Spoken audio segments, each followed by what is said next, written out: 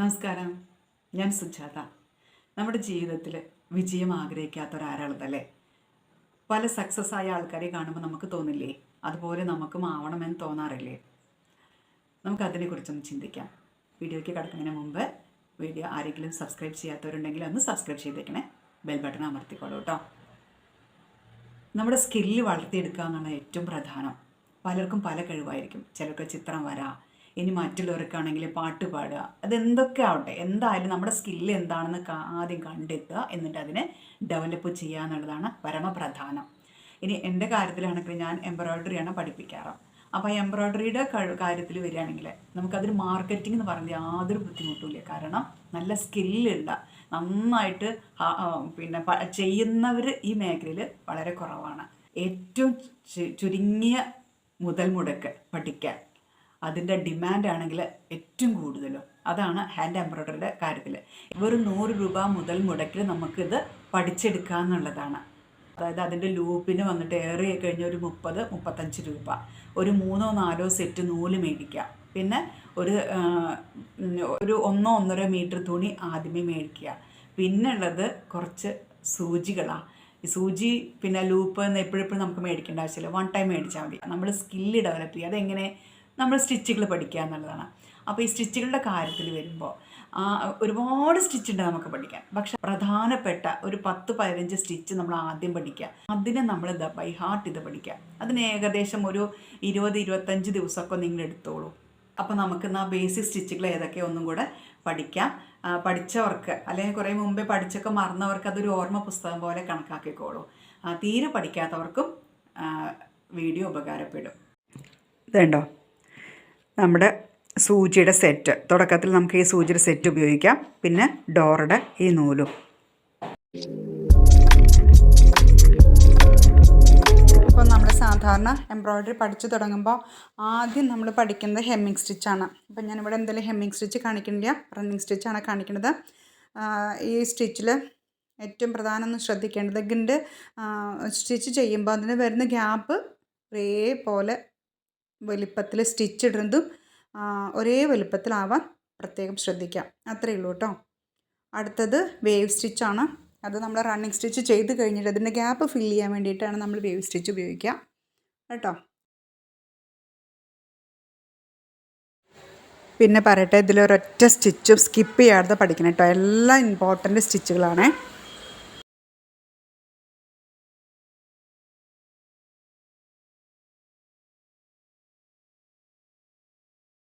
Split സ്റ്റിച്ചാണ്. Split സ്റ്റിച്ചിൽ നമ്മൾ ഫ്രണ്ടിലേക്ക് ഒരു സ്റ്റിച്ച് ഇടുന്നു. പിന്നെ അത് സൂചി കുത്തി എടുക്കുന്നത് ആ ഇട്ട സ്റ്റിച്ചിൻ്റെ നടുവ് കൂടെ, നൂലിൻ്റെ നടുവ് കൂടെ വീണ്ടും മുമ്പിലേക്ക് നമ്മൾ സ്റ്റിച്ച് ഇടുന്നു. പിന്നെ കുത്തിയെടുക്കുന്നത് വീണ്ടും ആ നൂലിൻ്റെ നടുവ് കൂടെ, സ്റ്റിച്ചിൻ്റെ നടുവ് കൂടെ. മനസ്സിലായല്ലോ? അങ്ങനെയാണ് നമ്മൾ സ്പ്ലിറ്റ് സ്റ്റിച്ച് ചെയ്യുന്നത്. ഇത് ഫ്ലവർ ഫില്ല് ചെയ്യാനും ബോർഡർ സ്റ്റിച്ചൊക്കെ ആയിട്ടാണിത് ഉപയോഗിക്കുക കേട്ടോ.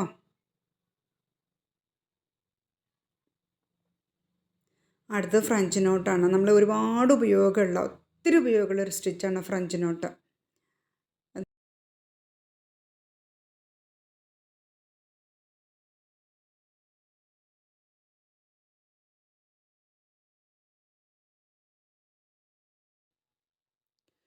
നൂലിൽ ചുറ്റണു 2-3 എത്ര വട്ടം വേണമെങ്കിൽ ചുറ്റാം. അതേ സ്ഥലത്ത് സൂചി കുത്തിയിറക്കുക. ഇത് ചെയ്യുമ്പോൾ ഒറ്റ കാര്യം ശ്രദ്ധിച്ചാൽ മതി, നൂല് വലിച്ചു പിടിക്കണം കേട്ടോ. ഈ ഫ്രഞ്ച് നോട്ടൊക്കെ നമ്മൾ ഒരുപാട് ഉപയോഗിക്കാറുണ്ട് പല സ്ഥലത്ത്. പൂക്കളുടെ മൊട്ടാക്കിയിട്ട് പൂക്കൾ ഫില്ല് ചെയ്യാനും പിന്നെ നമ്മൾ ഫ്ലവറിൻ്റെ ഒക്കെ നടു ഫില്ല് ചെയ്യാൻ പറഞ്ഞില്ലേ, ഒരുപാട് ഉപയോഗമുള്ളൊരു പിന്നെ സ്റ്റിച്ചാണ് ഫ്രഞ്ച് നോട്ട്. മനോഹരമായൊരു സ്റ്റിച്ചും കൂടിയാണ്. പഠിച്ചു കഴിഞ്ഞാൽ എന്ത് ഭംഗിയായിരിക്കും അറിയോ ഫ്രഞ്ച് നോട്ടിൻ്റെ ഡിസൈനുകളൊക്കെ. അടുത്തത് നെക്സ്റ്റ് ചെയിൻ സ്റ്റിച്ചാണ്.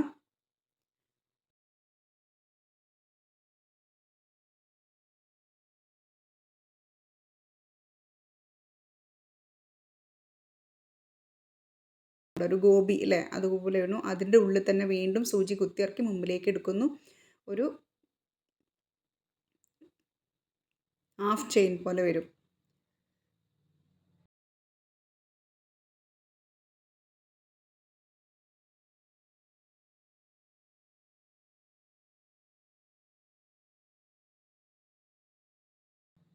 അടുത്ത ക്രോസ് സ്റ്റിച്ചാണ്. ഈ സ്റ്റിച്ച് വളരെ പ്രധാനപ്പെട്ട ഒരു സ്റ്റിച്ച്. ഇതിൻ്റെ ഒരു പ്രത്യേകത എന്താണെന്ന് വെച്ചാൽ ഇത് താഴത്തുനിന്ന് മുകളിലത്തെ ലൈനിലേക്ക് വേണം എപ്പോഴും ഈ സ്റ്റിച്ച് ചെയ്യാൻ.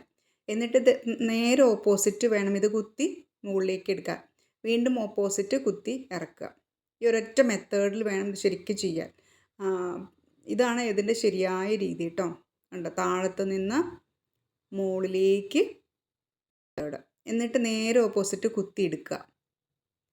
വീണ്ടും അതിൻ്റെ ഓപ്പോസിറ്റ് വരുന്ന ക്രോസ് ചെയ്തിട്ട് സൂചി താഴത്തേക്ക് ഇറക്കുക.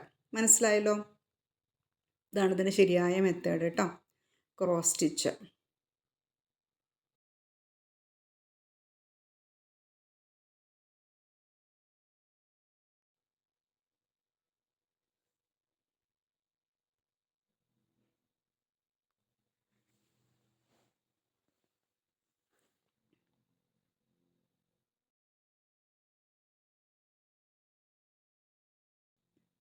അടുത്ത സ്റ്റെം സ്റ്റിച്ച്. ഇത് വളരെ ഈസി കേട്ടോ. നേരെ മുമ്പിലേക്ക് കൊണ്ടുവരിക, വീണ്ടും സ്റ്റിച്ച് ചെയ്തതിൻ്റെ നടുവിലേക്ക് എടുക്കുക. ഇതും സ്പ്ലിറ്റ് സ്റ്റിച്ചും തമ്മിൽ ചെറിയൊരു വ്യത്യാസമേ ഉള്ളൂ. സ്പ്ലിറ്റ് സ്റ്റിച്ച് എന്ന് പറയുന്നത് നൂലിൻ്റെ നടുവ് കൂടെ എടുക്കുക, ഇത് സൈഡിൽ കൂടെ എടുക്കുക. അത്ര വ്യത്യാസമേ ഉള്ളൂ, ചെറിയൊരു വ്യത്യാസം കേട്ടോ. അപ്പോൾ അതൊന്ന് ശ്രദ്ധിക്കേ വേണ്ടൂ. സ്പ്ലിറ്റ് നൂലിൻ്റെ നടുവ് കൂടെ, ഇത് സൈഡിൽ കൂടെ. മനസ്സിലായല്ലോ? വളരെ എളുപ്പമല്ലേ?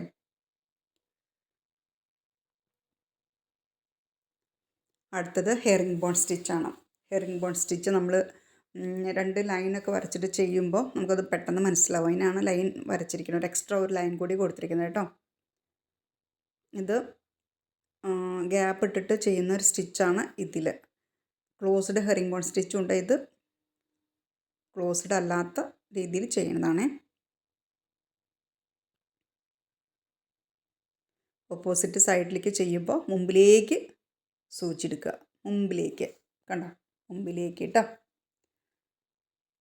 നെക്സ്റ്റ് നമുക്ക് ഇത് സാധാരണ ഈ ഹെറിംഗ് ബോൺ സ്റ്റിച്ചൊക്കെ ഏറ്റവും കൂടുതൽ ലീഫ് ചെയ്യാൻ വേണ്ടിയിട്ടാണ് ഉപയോഗിക്കുക. ഇത് ക്ലോസ് ആയിട്ട് ചെയ്യുക. ആദ്യം ചെയ്ത സ്റ്റിച്ചിന് പകരം ക്ലോസ് ആയിട്ട്. ഓക്കെ, നേരെ ഓപ്പോസിറ്റ് എടുക്കണു, അത് ഫ്രണ്ടിലേക്ക് തന്നെ അടുത്തടുത്തടുത്ത് ചെയ്യുക. നെക്സ്റ്റ് വീണ്ടും ഓപ്പോസിറ്റ് തൊട്ട് മുമ്പിലേക്ക്. എപ്പോഴും സൂചി എടുക്കുക ഓപ്പോസിറ്റിലേക്കാണ്. സൂചി ഇറക്കുക ഓപ്പോസിറ്റിലേക്ക്, എടുക്കുന്നു നേരെ മുമ്പിലേക്ക്. അത്ര ശ്രദ്ധിച്ചാൽ മതി. മനസ്സിലായല്ലോ? നെക്സ്റ്റ് പിസ്റ്റൽ സ്റ്റിച്ച്, അതായത് ലോങ് ഫ്രഞ്ച് നോട്ട്. ഒന്നും കൂടി കാണിക്കാം.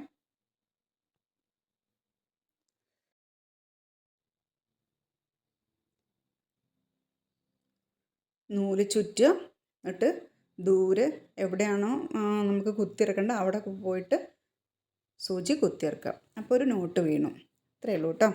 അടുത്ത ലേസി ഡേസി. ഇത് ഫ്ലവർ തുന്നാനാണ് ഏറ്റവും കൂടുതൽ ഉപയോഗിക്കുക. നല്ല രസമുള്ള സ്റ്റിച്ചാണ്. നമ്മുടെ ചെയിൻ സ്റ്റിച്ച് പോലെ തന്നെയാണ്. ചെറിയൊരു വ്യത്യാസം എന്ന് പറയുന്നത്, ചെയിൻ സ്റ്റിച്ച് ഇങ്ങനെ എടുക്കുമ്പോൾ ഉള്ളിലേക്ക് എടുക്കുക, ഒന്നും കൂടി കുത്തിയിട്ട് ഉള്ളിൽ തന്നെ കുത്തിയിട്ട് മുമ്പിലേക്ക് എടുക്കും. ഇത് പുറത്തേക്ക് സൂചി കുത്തി ഇറക്കും. അത്ര വ്യത്യാസമുള്ളൂ കേട്ടോ. ലേസി ഡേസിയിൽ ഒരെണ്ണം കൂടി കാണിക്കാം.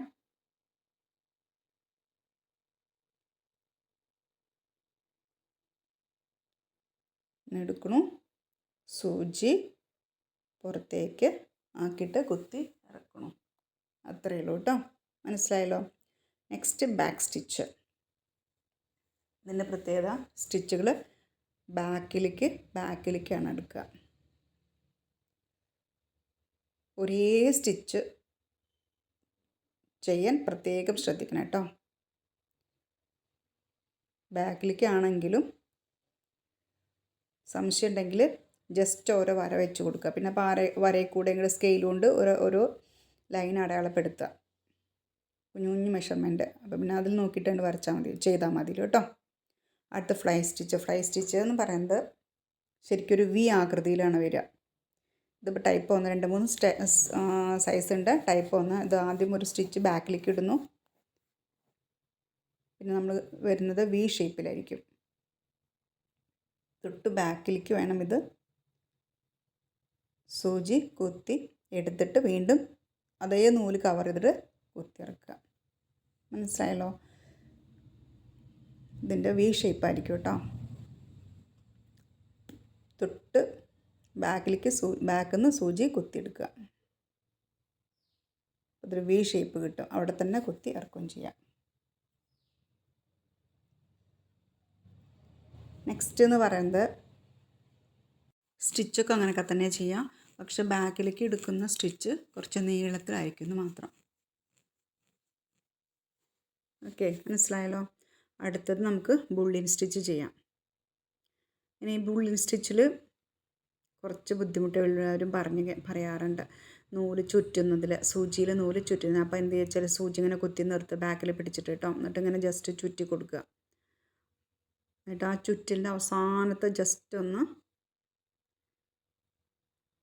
എന്ത് ചെയ്യണം, ഇങ്ങനെ ഒന്നിങ്ങനെ പിടിച്ചു കൊടുക്കുക കേട്ടോ. എന്നിട്ട് സൂചി മുകളിലേക്ക് വലിക്കാം. നല്ലോണം പഠിഞ്ഞു കഴിഞ്ഞാൽ സൂചി കടത്തിയിട്ട് സൂചിയുടെ അടിയിൽ കൈ വെച്ചിട്ട് ചുറ്റാവുന്നതേ ഉള്ളൂ.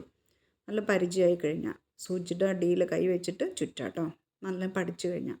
അപ്പോൾ നമ്മൾ സൂചി കുത്തിയെടുത്തില്ലേ ആദ്യം, അവിടേക്ക് തന്നെ ഈ സ്റ്റിച്ച് കൊണ്ട് ഒന്നും കൂടി താത്തുക. അതാണ് ഇതിൻ്റെ ഒരു പ്രത്യേകത. ഒന്നും കൂടി കാണിക്കാം കേട്ടോ. സൂചി മുമ്പിലേക്ക് കുത്തി ഇറക്കി വീണ്ടും സൂചി ആദ്യം കുത്തിയെടുത്തോളം അടുത്തേക്ക് തന്നെ സൂചി കുത്തിയെടുക്കുക. അവിടെ അതാണ് പ്രത്യേകം ശ്രദ്ധിക്കേണ്ടത്. എന്നിട്ട് നൂല് ചുറ്റുക. ഓക്കെ,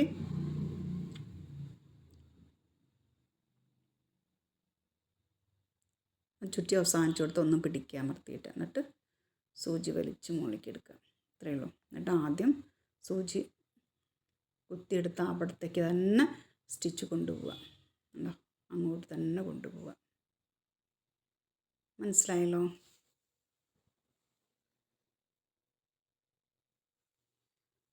അടുത്ത സാറ്റിൻ സ്റ്റിച്ച്. നല്ല മനോഹരമായ സ്റ്റിച്ച്, വളരെ വളരെ ഈസിയാണ്. പൂക്കളൊക്കെ ഫില്ല് ചെയ്യാനാണ് ഇത് ഏറ്റവും കൂടുതൽ ഉപയോഗിക്കുക കേട്ടോ, സാറ്റിൻ സ്റ്റിച്ച്. കുറച്ച് അധികം കട്ടിയിൽ നൂലെടുക്കുകയാണെങ്കിൽ പെട്ടെന്ന് നമുക്ക് പൂക്കളൊക്കെ ഫില്ല് ചെയ്തെടുക്കാൻ പറ്റും. ഫ്ലവർ ചെയ്യുമ്പോൾ എല്ലാതും അങ്ങനെ തന്നെ. ഒരു 6 12 ഇഴയൊക്കെ നൂല് ചെയ്യുകയാണെങ്കിൽ പെട്ടെന്ന് നമുക്ക് ഫ്ലവർ ഫില്ല് ചെയ്തെടുക്കാൻ പറ്റും. മനസ്സിലായല്ലോ.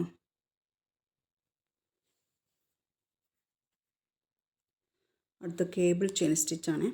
കേബിൾ ചെയിൻ സ്റ്റിച്ച് നമ്മളൊരു ചെയിൻ ഇടുന്നു, എന്നിട്ട് ആ നൂല് താത്തുന്നതിന് മുമ്പേ ഒരു ചുറ്റുക സൂചി കൊണ്ട്, എന്നിട്ട് വീണ്ടും ചെയിൻ ഇടുക. അത്രയേ ഉള്ളൂ.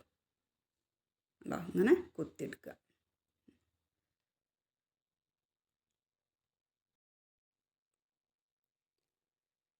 ചുറ്റിയിട്ട് മുമ്പിലേക്ക് സൂചി കുത്തിയെടുക്കുക. ശ്രദ്ധിക്കേണ്ട നൂല് സൂചിയുടെ അടിയിൽ കൂടെ വേണം ചുറ്റുമ്പോൾ എടുക്കുക. കണ്ടോ, നൂല് സൂചിയുടെ അടിയിൽ കൂടെ വേണം പിടിക്കാൻ. ഇപ്പോൾ കണ്ടോ, കറക്റ്റ് ഒരു ചെയിൻ പോലെ ഉണ്ട്. കണ്ടോ, 1 2 3 ചെയിനായില്ലേ. ഇത്രയേ ഉള്ളൂ. അടുത്ത് നമുക്ക് ഫിഷ് ബോൺ സ്റ്റിച്ച് ചെയ്യാം. ഇത് സ്റ്റിച്ച് ഓപ്പോസിറ്റ് വേണം ഇത് ചെയ്യാം കേട്ടോ. കണ്ടോ, സൂചി അവിടെ നിന്ന് തന്നെ ഓപ്പോസിറ്റ് നേരെ മുമ്പിലേക്ക് കുത്തിയെടുക്കുക, എന്നിട്ട് ഓപ്പോസിറ്റ് കുത്തിയിറക്കുക.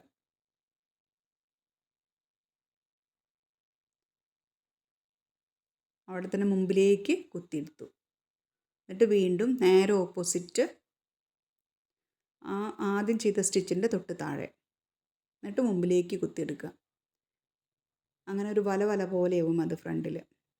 വീണ്ടും ആദ്യം ഓപ്പോസിറ്റ് ആദ്യം ചെയ്ത സ്റ്റിച്ചിൻ്റെ ബാക്കിൽ, വീണ്ടും മുമ്പിലേക്ക് കുത്തിയെടുക്കുക, വീണ്ടും തൊട്ട് ഓപ്പോസിറ്റ് കുത്തി ഇറക്കണു, വീണ്ടും നേരെ മുമ്പിലേക്ക് സൂചി എടുക്കണു. അങ്ങനെ മനസ്സിലായില്ലേ. ഫില്ല് ചെയ്ത് കഴിയുമ്പോൾ നല്ല മനോഹരമായൊരു സ്റ്റിച്ചായിട്ട് മാറും ഫിഷ് ബോൺ സ്റ്റിച്ച്.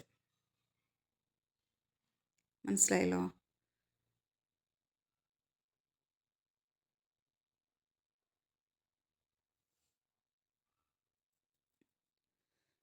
അടുത്ത് കോറ സ്റ്റിച്ചാണ്. ഈ കോറ സ്റ്റിച്ച് ഇതിൽ മുമ്പിലേക്ക് സൂചി എടുക്കുക, സ്റ്റിച്ച് മുമ്പിലേക്കാണ്. എന്നിട്ട് ആ നൂല് കൊണ്ട് സൂചി ഒന്ന് ചുറ്റുക. ഇത് പല രീതിയിൽ നമുക്ക് ചെയ്യാൻ പറ്റും കേട്ടോ കോറ സ്റ്റിച്ച്. പക്ഷേ എനിക്ക് ഏറ്റവും എളുപ്പമായിട്ട് വളരെ എളുപ്പത്തിൽ ചെയ്യാൻ പറ്റുന്നത് ഈ ഒരു മെത്തേഡാണ്. അതുകൊണ്ട് ഞാൻ എപ്പോഴും ഇങ്ങനെ ഈ മെത്തേഡിൽ ചെയ്യാറുള്ളൂ കേട്ടോ. സൂചി ഇങ്ങനെ പിടിച്ചിട്ടാണ് സൂചി മുമ്പിലേക്ക് എടുക്കുക. എന്നിട്ട് ആ സൂചീനെ നൂല് കൊണ്ട് ജസ്റ്റ് ഒന്ന് ഇതുപോലെ ചുറ്റുക. എന്നിട്ട് വലിച്ചു പിടിക്കുക. അത്രയേ ഉള്ളൂ. കണ്ടോ? വലിച്ചു പിടിക്കാം. ഓക്കെ, വീണ്ടും ഒരു പ്രാവശ്യം കൂടിയും സൂചി എടുക്കണു. സൂചി കൊണ്ട് നൂല് ചുറ്റുന്നു. ജസ്റ്റ് കുത്തിയെടുക്കണം. അത്രയേ ഉള്ളൂ. മനസ്സിലായല്ലോ? കോറ സ്റ്റിച്ച് നല്ല മനോഹര സ്റ്റിച്ച് തന്നെ കേട്ടോ. അടുത്തത് ബട്ടൺ ഹോൾ സ്റ്റിച്ചാണ്. ഈ ബട്ടൺ ഹോൾ സ്റ്റിച്ചും ബ്ലാങ്കറ്റ് സ്റ്റിച്ചും തമ്മിൽ ചെറിയൊരു വ്യത്യാസമുണ്ട് കേട്ടോ. അപ്പോൾ ഈ ബട്ടൺ ഹോൾ സ്റ്റിച്ചിൽ നോട്ട് വീഴും, ബ്ലാങ്കറ്റിൽ നോട്ട് വീഴില്ല. അതൊരു വ്യത്യാസമാണ്. പിന്നെ ഈ ബട്ടൺ ഹോൾ സ്റ്റിച്ച് നമ്മൾ തൊട്ടടുത്താണ് സൂചി താഴത്തേക്ക് താഴ്ത്തുക. നേരെ മറിച്ച് ബ്ലാങ്കറ്റിൽ നേരെ ഓപ്പോസിറ്റ് ആയിരിക്കും. ആ ചെറിയ 1-2 വ്യത്യാസങ്ങളുണ്ട് കേട്ടോ. അപ്പോൾ ഇവിടെ നമ്മൾ സൂചി തൊട്ടടുത്ത് താഴ്ത്തി എന്നിട്ട് ഓപ്പോസിറ്റ് അങ്ങനെ കുത്തിയെടുത്തു. എന്നിട്ട് നൂല് അടിയിൽ കൂടെ വലിച്ചെടുക്കുകയാണ്. ശ്രദ്ധിക്കൂ. കണ്ടോ? സൂചി തൊട്ടടുത്ത് താഴ്ത്തി അപ്പുറത്ത് കുത്തിയെടുത്തു.